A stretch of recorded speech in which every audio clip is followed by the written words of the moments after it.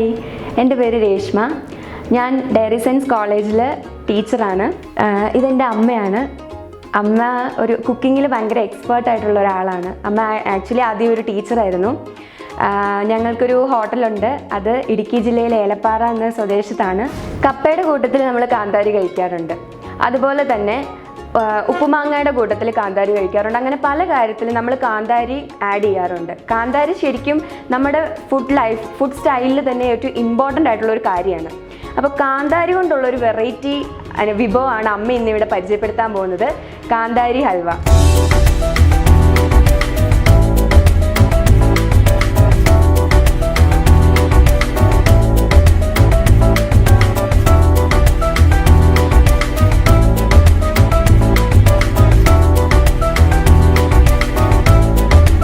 കാന്താരി ഹൽവ ഉണ്ടാക്കാനായിട്ട് ഞാൻ 1 മണിക്കൂർ മുമ്പ് കുഴച്ച് വെള്ളത്തിൽ സോക്ക് ചെയ്ത മൈദമാവാണിത്.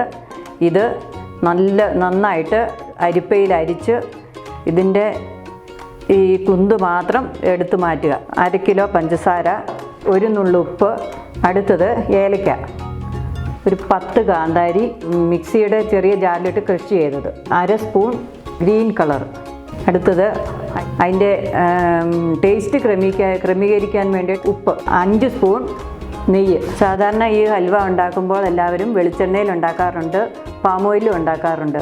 പക്ഷേ ഇത് ഞങ്ങൾ വീട്ടിൽ തന്നെ ഉറയൊഴിച്ച് എടുക്കുന്ന നെയ്യ് തന്നെയാണ്. ഇത് നല്ല ടേസ്റ്റാണ്. ഈ നെയ്ക്കകത്ത് ഹൽവ ഉണ്ടാക്കിയാൽ വായിലിട്ടാൽ അരിഞ്ഞു പോകുന്ന ടേസ്റ്റാണ്. ഇതിൽ നിന്ന് കിട്ടേണ്ട സാധനങ്ങളൊക്കെ നമ്മൾ എടുത്തിട്ടുണ്ട്. ഇത് നമ്മൾക്ക് ഉപയോഗമില്ലാത്തതാണ്, പ്രത്യേകം എല്ലാവരും ഓർക്കണം. ഇത് നമ്മൾ ഒഴിവാക്കേണ്ട കാര്യമാണ്. ഒത്തിരി ഇൻട്രോ പറഞ്ഞ് ഞങ്ങൾ കൊളാക്കുന്നില്ല. നമുക്ക് എങ്ങനെ ഉണ്ടാക്കുന്നതെന്ന് നോക്കാം. എല്ലാവരും വെയിറ്റ് ചെയ്തിരിക്കുകയെന്ന് എനിക്കറിയാം. നമുക്ക് എങ്ങനെ ഉണ്ടാക്കുന്നതെന്ന് നോക്കാം. ഇനി നമുക്ക് ഹലുവ ഉണ്ടാക്കുന്നത് എങ്ങനെയെന്ന് നോക്കാം. എടുത്ത് നമ്മുടെ മൈദാമാവിൻ്റെ ആ ഒരു പാലെടുത്ത് അടുപ്പിലേക്ക് വെച്ചു. ഇനി നമ്മൾ ഫ്ലെയിം ഓൺ ആക്കുക. ഇത് അടിക്ക് പിടിക്കാതെ എപ്പോഴും ഇത് കൈ എടുക്കാതെ ഇളക്കിക്കൊണ്ടേയിരിക്കണം. കട്ട കെട്ടാൻ പാടില്ല.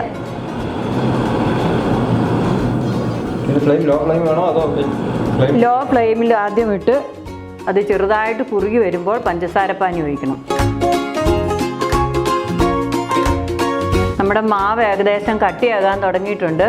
അതിലേക്ക് നമുക്ക് പഞ്ചസാര ഉരുക്കിയത് ഒഴിച്ചെടുക്കാം.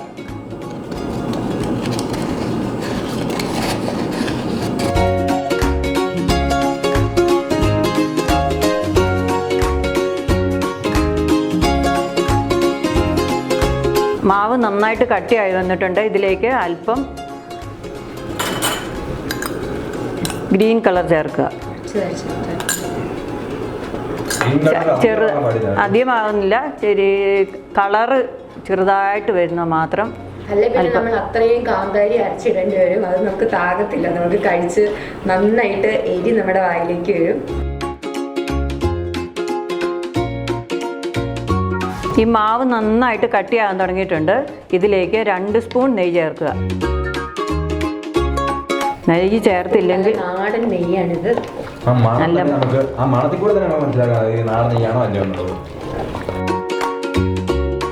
ഒരു കാരണവശാലും അടിക്ക് പിടിക്കാൻ പാടില്ല. അടിക്ക് പിടിച്ചാൽ നമ്മുടെ കാര്യങ്ങളെല്ലാം ഫ്ലോപ്പ് ആകും. അതുകൊണ്ട് നമ്മൾ ശ്രദ്ധാപൂർവ്വം കൈ തൊടാതെ ഇളക്കിക്കൊണ്ടിരിക്കുക.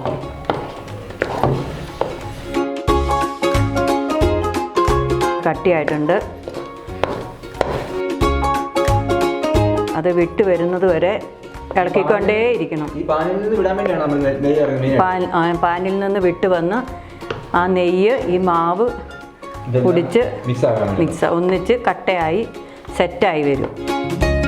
പിന്നെ അമ്മ ഒരു വലിയൊരു മൽപ്പിടുത്തമാണ് ഈ പാനുമായിട്ട്. നല്ല ടൈറ്റ് ആകുന്നു. ഒരു കൈ തൊടാതെ കൈ എടുക്കാതെ ഇളക്കിക്കൊണ്ടേയിരിക്കണം.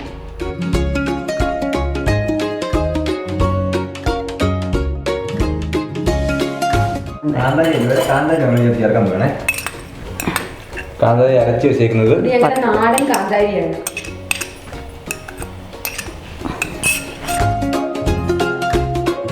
ഏകദേശം എത്ര മണിക്കൂർ എടുക്കും ഈ ഹൽവ സെറ്റായി എടുക്കാൻ? 1/2 മണിക്കൂർ 1 മണിക്കൂറെങ്കിലും വേണം. ഇതിൻ്റെ മധുരം ക്രമീകരിക്കാൻ വേണ്ടിയിട്ട് അല്പം ഉപ്പ് ചേർക്കാം. അതെന്നാണ് മധുരം ക്രമീകരിക്കാൻ വേണ്ടി ഉപ്പ് ചേർക്കുന്നത്? അതിന് മധുരം ക്രമീകരിക്കണമെങ്കിൽ ഏത് സാധനത്തിനും മധുരം ക്രമീകരിക്കുന്നത് അല്പം ഉപ്പ് ചേർക്കണം.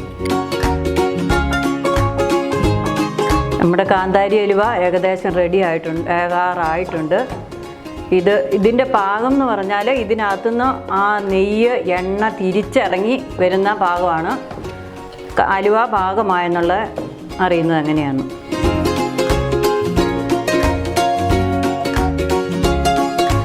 ഇനി നമുക്ക് ഏലക്കാപ്പൊടി ചേർക്കാം.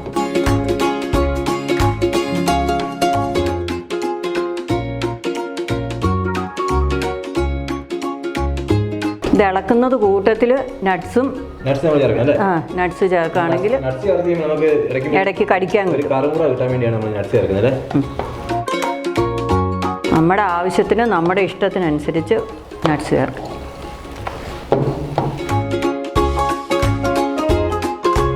ഇത് നമ്മുടെ സെറ്റായ ഹൽവ ഒഴിച്ചു വെക്കാനുള്ള ട്രേ ആണിത്. ഇത് പലതരത്തിലുണ്ട്. നമുക്ക് ഇഷ്ടമുള്ള ഷേപ്പിൽ വേണം. ഓവൽ ഷേപ്പ് ഉണ്ട്, ട്രയാങ്കിൾ ഉണ്ട്, എങ്ങനെ ഏത് ഷേപ്പിൽ വേണോ ആ ഒരു ട്രേ എടുക്കുക. അതിൻ്റെ അകത്തേക്ക് നമുക്ക് ഈ ഹൽവ മാറ്റാം. അപ്പോൾ അതിന് മുന്നേ നമ്മൾ ഇത് നമുക്ക് എടുത്ത് വരാനുള്ള എളുപ്പത്തിന് വേണ്ടിയിട്ടാണ് കുറച്ച് നെയ്യ് ഈ ഒരു ട്രേയിലേക്ക് നമ്മളൊന്ന് തൂത്ത് കൊടുത്തേക്കണം. വളരെ കുറച്ച് മതി. ഹലുവ റെഡി ആയെന്ന് അറിയണമെങ്കിൽ പാനിൽ നിന്ന് നമ്മൾ ഒഴിച്ച നെയ്യ് തിരിച്ചിറങ്ങി വരും. അതാണ് അതിൻ്റെ കറക്റ്റ് പാകം. നമ്മുടെ ഹലുവ ഇവിടെ റെഡി ആയിട്ടുണ്ട്. ഉണ്ടോ? ഇതിനകത്തുനിന്ന് നെയ്യ് ഇറങ്ങി വരാൻ തുടങ്ങി. ഇതാണ് നമ്മുടെ ഹലുവയുടെ കറക്റ്റ് പാകം. ഇതിൻ്റെ അകത്തുനിന്ന് നെയ്യ് നന്നായിട്ട് തിരിച്ചിറങ്ങി വരാൻ തുടങ്ങിയിട്ടുണ്ട്. നമ്മുടെ ഹലുവ ഇവിടെ റെഡി ആയിട്ടുണ്ട്. ഹലുവ നന്നായിട്ട് പാത്രത്തിൽ സെറ്റായി കഴിഞ്ഞ് പിറ്റേ ദിവസം മാത്രമേ ഹലുവ മുറിക്കാവുള്ളൂ. ഒരു ദിവസം വേണ്ട. അത് നന്നായിട്ട് തണുത്താൽ മാത്രം മതി. സെറ്റാകണം, പാത്രത്തിൽ സെറ്റാകണം. എന്നാലേ അത് മുറിച്ചെടുക്കാൻ എളുപ്പമാകത്തുള്ളൂ. അല്ലെങ്കിൽ പൊടിഞ്ഞു പോയതുപോലെ ഇരിക്കും. നമ്മുടെ ഹലുവ റെഡിയായി. പാത്രത്തിലേക്ക് മാറ്റാം.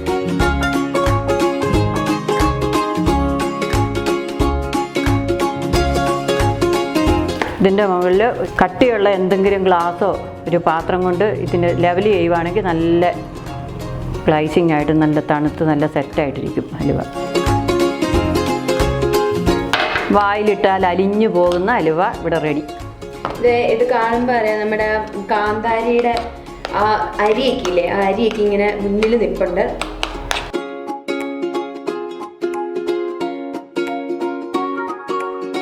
അപ്പം നമ്മുടെ കാന്താരി ഹൽവ ഇവിടെ റെഡി ആയിട്ടുണ്ട്. നോക്കിയേ, കൊതിയുന്നില്ലേ? ഇതിൽ നമുക്ക് ഇഷ്ടമുള്ള സാധനങ്ങളൊക്കെ വെച്ച് നമുക്കൊന്ന് ഗാർണിഷ് ചെയ്തെടുക്കാം കേട്ടോ. ഞങ്ങളിപ്പോൾ നട്ട്സും കിസ്മിസും മാത്രമാണ് ഇട്ടിരിക്കുന്നത്. ഇതുപോലെ വേണമെങ്കിൽ ഡേറ്റ്സ് ഇടാം, എന്ത് വേണമെങ്കിലും ഇടാം. ഇതിപ്പോൾ നല്ല ചൂടോടെ എൻ്റെ കൈ പിന്നെ പൊള്ളി നിൽക്കുകയാണ്. കഴിക്കാനൊക്കെ തോന്നുന്നുണ്ട്, പക്ഷേ എൻ്റെ നാക്കൊക്കെ പൊള്ളി പോവും. ഇതൊന്ന് തണുത്ത് കഴിഞ്ഞ് നമുക്ക് ടേസ്റ്റ് ചെയ്യാം. എങ്ങനെയുണ്ടെന്ന് അപ്പം പറയാം കേട്ടോ.